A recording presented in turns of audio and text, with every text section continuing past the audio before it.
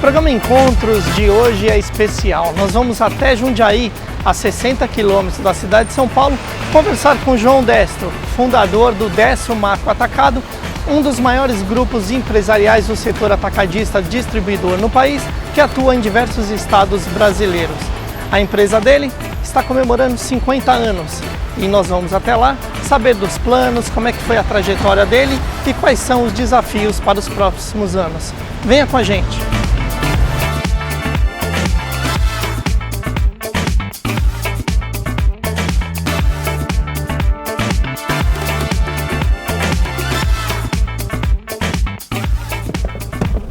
Após 40 minutos de viagem, chegamos à cidade de Jundiaí, a aproximadamente 60 km de São Paulo. Estamos aqui em uma das filiais do Destro e temos uma noção já aqui do tamanho da empresa. Aqui no estacionamento, alguns dos caminhões.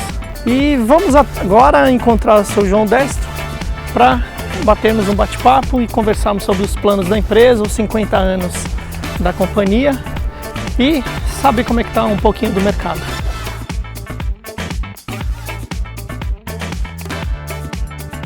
Como é que está o Destro hoje? O que é o grupo Destro? O que é o Destro Macro Atacado?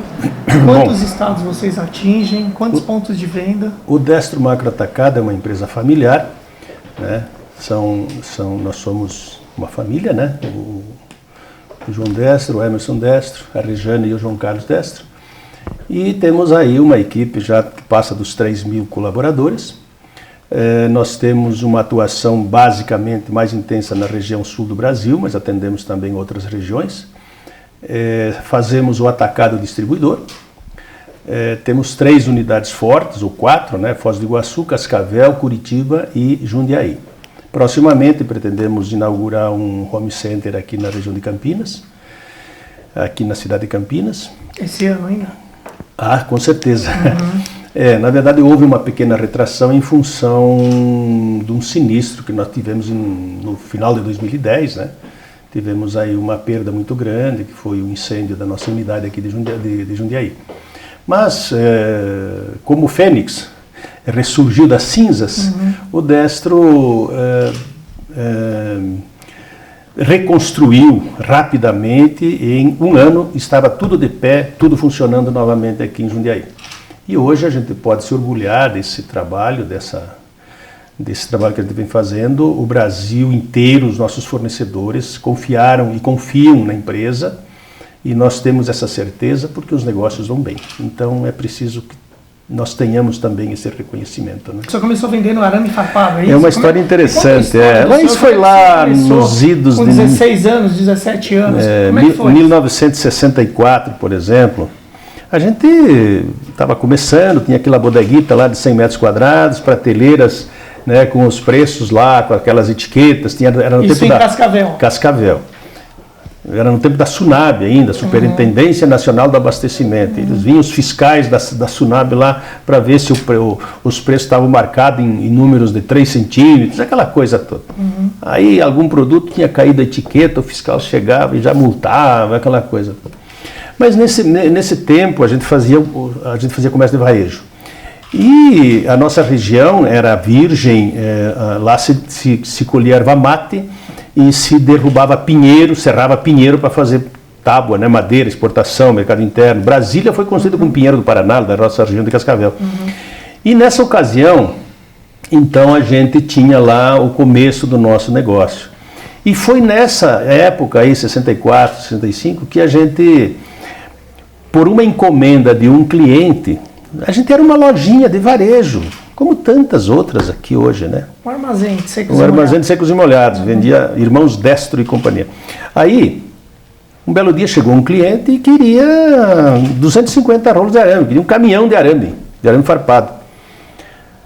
Aí o que a gente fez? A gente tinha o meu irmão mais velho, Atílio, foi a São Paulo, aí a gente ligou para ele e tal, então traz aí um caminhão de arame que o cliente está precisando aí para fechar a fazenda dele. Aí, uma semana depois, quando chegou, porque não tinha estrada na época, era estrada de chão, Cascavel, e quando chegou o arame, a gente foi lá e o cara falou assim, mas eu posso ficar com o arame, só que eu não tenho dinheiro para pagar. Ah, meu amigo, se você não tem dinheiro, não tem arame. Eu sei que aí o cara ficou lá com um pouquinho de arame e o restante, o que nós vamos fazer? Puta merda, tem que pagar, né? Descarregamos esse arame no meio da rua, literalmente, no meio da Avenida Brasil, lá em Cascavel, uma pilha de arame, bonita, né? Aí os clientes nossos que passavam, que iam para a serraria, eles olhavam aquela pilha de arame, mas que bonito. Você veja, a gente fazia um marketing lá, um merchandising sem saber. E fizemos. E eu sei que uma semana depois não tinha nem um rolo de arame. Aí nasceu o Destro Macro Atacado. Nasceu o ramo atacadista do Destro. Aí nós começamos a trazer fumo amarelinho, de rolinho, lá de Sobradinho, no Rio Grande do Sul. Trazia de caminhão fechado. Vendia para aqueles peão para fazer o fumo, para fazer o cigarro de palha. A gente vendia, a gente colhia, comprava mel de abelha por atacado, vendia em São Paulo, tambores de mel. Então o arame farpado, aí foi uma história longa. Todos os anos a gente fazia promoções, quando havia feira agropecuária lá na nossa cidade, a gente fazia uma promoção junto com a Gerdau. Então a gente vendia arame assim, muito arame, para a região, para outras regiões do país. Hoje esse mercado ele está bastante diluído por causa da tributação dos estados e principalmente porque as empresas também localizadas nesses pontos, elas se estruturaram e hoje elas também fazem o que nós fazíamos na época, né? Embora o Destro hoje ele tenha um potencial muito grande, porque ele representa, tem indústrias aí que o Destro representa 10, 15% da sua receita bruta, né? Isso como distribuidor exclusivo, generalista? Não, com genérico, porque o Destro ele não dá exclusividade e ele não exige exclusividade de ninguém. Nós queremos plena liberdade, quer dizer, se você é fabricante de um produto, você não precisa vender só para mim, você pode vender para quem você quiser, mas desde que você me faça competitivo no mercado, né? E, tanto é que a gente tem aí, a indústria do Brasil precisa do atacado para chegar no pequeno varejista, para chegar lá na barranca do Rio Paraná, por exemplo, com uma resma de papel Chamex a um preço competitivo, um preço razoável. Né? Isso é interessante. Você falou chegar na cidadezinha ribeirinha, vamos dizer assim. Quantas cidades são atendidas, seu João? O senhor lembra de cabeça ou não? Nós temos esse número aí, nós atendemos 1.900 cidades, Luan, me ajuda? 1.900. Mais ou menos, mais de 1.000 cidades, né? Sim. Dentre os 5.700 municípios brasileiros. Nós temos hoje 36 mil clientes. 36 mil clientes. E eles vão, como é que é? Varejo de um check-out, a lojinha de balcão, até 10 check-outs, qual é o perfil dos clientes de vocês, seu João?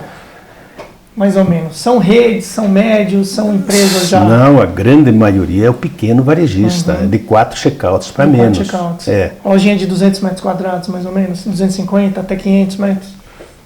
Mais ou menos por aí. Mas nós atendemos clientes de maior porte, atendemos não assim 100%, nós fazemos o que nós chamamos de preenchimento de faltas, né? Muitas vezes a loja, uma rede de loja, faz uma promoção com um tipo de produto, mas o estoque dele não é suficiente, vendeu mais. Ele corre para nós num café, num sabão em pó, num produto, e a gente também atende esse tipo de evento. Ou seja, o senhor é o estoque do varejista. Positivo. Entendi. Mas tem um mínimo de compra, tem uma quilometragem específica que vocês entregam de cada CD ou não? Não. Ele fala, faltando um sabão em pó, 10 sabões. Não, o faturamento mínimo, por exemplo, da Destro, se você quer me comprar um pacote de pirulito, eu te vendo. Agora, eu não vou te entregar ele a 10 quadras daqui, porque aí dá prejuízo. Mas a venda no balcão, por exemplo, ela não tem limite. Isso. Agora, o vendedor externo, que hoje está em número de mais de 700 representantes, esse ele tem um certo regulamento, o tamanho do pedido, o tipo de produto. Por exemplo, eu não vou entregar água sanitária a 1.000 quilômetros de distância. Por quê? Porque é um produto pesado, de baixo valor agregado. Agora, se você vender a 500 quilômetros um produto dessa linha, por exemplo, de perfumaria, cosméticos, etc., que tem valor agregado, cuja margem geralmente é um pouquinho melhor, então dá condição, você vai entregar, ou mesmo se ela vai junto com outras mercadorias. Por que o Destro pode fazer essas vendas? Porque ele vende um mix de produtos muito grande e ele vai entregar. Já o distribuidor tem essa dificuldade. Agora, o senhor tocou na questão do pequeno varejo, são 36 mil clientes, né? Como é que o senhor analisa o pequeno varejo hoje em dia e anteriormente, há uns 5, 10 anos? Como é que o senhor vê essa evolução? O varejo evoluiu 1000%. Em quais aspectos? No aspecto de tecnologia, de layout de loja, de abastecimento, de variedade de produto, de qualidade de produto. Então hoje você vai no supermercado lá no interior do Mato Grosso, você vai encontrar o mesmo produto que você encontra numa grande loja aqui de São Paulo. Você vai encontrar o produto com aquela qualidade, você não encontra produto vencido. É claro que isso vai depender muito da administração de cada loja, mas você vai encontrar o produto bom, de qualidade, preservado. Por quê? Porque ele adotou aquele padrão de qualidade que é necessário em todas as lojas. De refrigeração, de ventilação, de ar-condicionado na loja, enfim, uma série de... Mas isso, o senhor que está aí 50 anos no mercado, foi a necessidade do mercado? Foi uma coisa que o consumidor foi falando para ele, mostrando para ele, o consumidor está mais qualificado, mais exigente, tem mais renda no bolso? O consumidor é Deus. Ele mesmo seleciona a loja. E se o empresário que está nesse mercado não evoluir, ele perde o cliente. Porque o concorrente dele vai fazer uma loja melhor, vai fazer uma loja com ar-condicionado, com piso mais limpo, as gôndolas mais bonitas, a mercadoria mais bem exposta, e o cliente vai lá. E ele fica para trás. Então, esta evolução do pequeno varejo, ela é resultante exatamente desse progresso que houve em todo o segmento. E nós, o Destro, temos levado esse ensinamento da indústria para o pequeno varejo. Nós temos uma missão muito grande o que nós fazemos. Levar para o pequeno varejista lá do interior muito conhecimento que ele muitas vezes não tem porque não tem os meios. Isso era a minha próxima pergunta. O senhor falou que são 36 mil clientes. Sim. E assim, a concorrência está maior ainda de quando o senhor começou, imagino, né? Tem muitas empresas que vendem o mix aí variado, às vezes você vê até 10, 12 atacadistas disputando o mesmo cliente. Que tipo de ação o senhor faz para fidelizar esse cliente e até ajudá-lo a melhorar a loja dele, a melhorar o mix, a ele ter uma gôndola bem abastecida, um merchandising bacana, atrair o cliente dele na loja? Que tipo de ações vocês fazem? Tudo isso nós fazemos através dos nossos representantes comerciais. E não só isso, a empresa leva até esses pequenos varejos as promoções que a indústria faz a nível nacional. A indústria tem uma promoção que ela divulga na televisão, nós levamos lá para o varejinho. Quando ele vê aquele anúncio na televisão, ele vai na loja para saber, eu quero comprar isso aqui. O Destro levou lá para ele, está lá, o produto está lá. Então, a indústria tem isso muito em conta porque ela tem um investimento que ela faz na mídia e tem a resposta lá no mercado, a distribuição horizontalizada. E é isso que importa, que o produto dela esteja em todos esses pontos de consumo. Agora, como é que é dividida a operação do Destro, seu João? Eu lembro que uma vez eu entrevistei o senhor falou que era 10% balcão e 90% atacado distribuidor. Agora o senhor está no cash and carry também, atacarejo, né? Que vende tanto continua final. Esse percentual, mais ou menos como isso. É que são os negócios? Continua balcão, continua distribuição, entrou cash and carry? Como é que está isso? O balcão ele tem diminuído um pouco em função da concorrência do cash and carry. A venda dirigida, por exemplo, através de um representante, depois o caminhão vai entregar, essa tem aumentado, porque o cliente tem mais comodidade. Ele não precisa sair da casa dele, ele não precisa se expor, ele não tem necessidade de sair do estabelecimento dele. Então, ele ou por telefone, ou através do representante, ele faz o pedido dele e o caminhão leva para ele, a gente dá prazo para ele pagar, ele tem todas as facilidades. Então, o segmento venda através de representante tem crescido. O cash and carry também é uma realidade hoje, ele está concorrendo com o supermercado, mas é uma realidade. E o balcão não tem se desenvolvido tanto, em função dessa comodidade que o atacado oferece, levando a mercadoria até ele. Agora, o senhor está com 2 lojas de cash and carry, a Armazém da Marinha, um em Cascavel e um em Curitiba, né? Sim. Tem planos para mais e em quais lugares? Tem. Quantas? Tem 3 em Curitiba e mais algumas por aí. Mais 3 lojas em Curitiba? Mais 3. Em quantos anos? Isso aí era para estar aí erguido já, mas em função do incêndio que nós tivemos aqui em 2010, nós tivemos que dar uma segurada para arrumar a casa, né? E tem Campinas. Campinas está pronto praticamente, né? Inaugura esse ano, Vai inaugurar um Armazém da Maria em Campinas. Em Campinas. Esse ano. E mais 3 lojas em Curitiba? E mais 3 lojas em Curitiba. Agora, assim, é diferente um ramo de negócio do outro. Como é que o senhor analisa isso, agora que o senhor já está com 2 lojas e já tem uma experiência maior nisso? Como é que o senhor via o Cash and Carry anteriormente e depois, com o advento do atacarejo, já vendendo para o consumidor final, né? Hoje em dia nem mais Cash and Carry, né? É uma mistura de tudo. O varejo, vender diretamente para o consumidor é fascinante, é fascinante. É muito bom. Por que, senhor João? Porque você tem uma série de artifícios que você consegue levar a mercadoria para o consumidor por um preço muito mais competitivo, porque você tem menos despesas do que o atacado distribuidor. E o consumidor sabe disso. Só que aí ele tem que sair de casa, ele tem que ir lá na loja, fazer a compra dele, ele mesmo tem que pegar a mercadoria dele, passar no caixa, pagar antecipado. Ao passo que o atacado não, o atacado vai o representante, tira o pedido, leva a mercadoria para ele, dá prazo para ele pagar e tudo isso, né? Comerciante. O consumidor não, o consumidor vai lá, compra, paga e leva embora. Então, em função dessas facilidades, eu acho que o Cash and Carry tem tudo para crescer. Mas existe uma estratégia especial para não matar aquele seu cliente, que é um pequeno supermercadista que está do lado da sua loja, às vezes ali, você está vendendo para o consumidor dele e para ele, ou não? O segredo aí é o seguinte, é dar condições para que ele, o pequeno varejista, seja competitivo. O preço que ele vai praticar lá na gôndola dele, lá no boteco dele, não pode ser maior do que aquele que está sendo praticado na grande rede, ou mesmo no cash. E isso nós fazemos, essa política nós fazemos.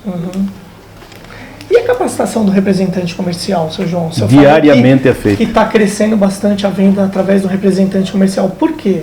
É por causa da atenção que o representante vai lá, ele tem esse trabalho de vistoriar a gôndola também, de ver o que está faltando, de ser o dono da gôndola, de ter essa confiança do varejista? O nosso representante, ele tem uma missão, não só tirar pedido, não só tirar o pedido. Ele tem uma missão, ele precisa ver as faltas que o cliente está tendo naquele momento. É por isso que ele tem que ir na loja, percorrer a loja, a gôndola, junto com o pessoal da reposição, que geralmente são encarregados que fazem isso. Quando ele chega lá para o gerente de compras, ele já chega com uma lista de produtos do equipamento dele, dizendo, olha, está faltando isso. Então é muito mais fácil. Então esse trabalho de não só disso, mas também de arrumação de gôndola, de iluminação da loja, nós temos essa orientação, nós fazemos isso diariamente, mas a cada 3 meses nós fazemos uma reunião de vendas em setores, em regiões específicas, e fazemos esse treinamento. Agora, senhor João, durante a nossa entrevista aqui, o senhor já tocou 2 vezes na questão do incêndio aqui em Jundiaí, que foi em 28 de novembro, acho que 2010, né? Essa questão. Ele acabou com tudo aqui. Tudo. Isso. Como é que foi esse momento para vocês? Como é que vocês conseguiram ultrapassar esse momento e chegar até hoje, reconstruir, reinaugurar esse CD em 2011? E como é que estão as coisas hoje? Bom, veja só, isso ocorreu no momento em que a nossa empresa estava bem capitalizada. Nós não tivemos nenhum problema de inadimplência. Nós tivemos o apoio maciço dos nossos fornecedores. E, claro, foi um momento difícil, mas nós não tivemos muita opção, não. Queimou. No dia seguinte estava aquele monte de entulho, de cinzas, e nós tínhamos que olhar para frente. Felizmente, em Curitiba, o nosso armazém deu condições de transferir toda a logística para lá. E, claro, nós naquele ano tivemos prejuízos enormes, né? Mas um ano depois estava erguido. Isso é força de trabalho, é força de empreendimento, força de... E não é só dinheiro que faz isso. Isso precisa ter vontade, precisa ter decisão. Como é que está a empresa hoje? Quais são os planos? Quanto ela tá o Destro Macro Atacado hoje, ele está consolidado no mercado brasileiro. Nós estamos ampliando o quadro de representantes, estamos ampliando o mix de produtos, estamos indo para segmentos que antes a gente não atendia, tipo cosméticos e perfumaria. estamos atendendo bastante a área de grandes consumidores, empresas, né, que são o consumo industrial, né, e pretendemos estender as nossas unidades agora em Gravataí, lá no Rio Grande do Sul, né, e outras regiões aí que serão necessárias, porque o interior de São Paulo, por exemplo, não é bem atendido. Nós pretendemos ir para o interior de São Paulo também com uma unidade. Uhum. Agora, só para terminar, Sr. João, quando o senhor começou, o senhor achava que chegaria até onde o senhor chegou? Não, com certeza não, né? Não, com certeza a gente nem imagina, não pensa nisso, né? E hoje também a gente não consegue avaliar, digamos assim, o que o Destro representa para o mercado brasileiro. Mas nós sabemos que nós somos importantes, né? Nós temos essa avaliação, essa leitura, porque os nossos fornecedores nos dizem isso e nos trazem isso. E foram muitos os desafios? Quais foram os principais desafios, na opinião do senhor? A administração, a área tributária, a logística, né? Você fazer investimentos maciços, né? Em frota de caminhões, com essas estradas ruins, aí vem o pedágio, é um custo a mais, você tem que absorver isso, é o combustível. Os desafios, por exemplo, da lei dos motoristas, que agora está aí sendo discutida, e nós esperamos que esse projeto que está no Congresso lá, do Almir, um deputado federal lá de Santa Catarina, que aliás a BARD vai apoiar, está apoiando, vai ser aprovado e nós vamos encaixar isso daí. E outros desafios que a gente vence todo dia, né? A gente mata um leão por dia. Se tivesse que fazer algo diferente, o senhor faria? Nessa trajetória? Ah, com certeza. A gente sempre aprende um pouquinho e tem que melhorar no dia seguinte, né? E como é que o senhor analisa hoje? O senhor se sente realizado? Ah, com certeza. Família unida, os filhos juntos, comércio indo bem, dando para pagar as contas, né? Os fornecedores estão contentes porque ninguém perdeu dinheiro. O Destro teve um incêndio, mas ninguém perdeu dinheiro com o Destro, né? Então, graças a Deus, está tudo bem.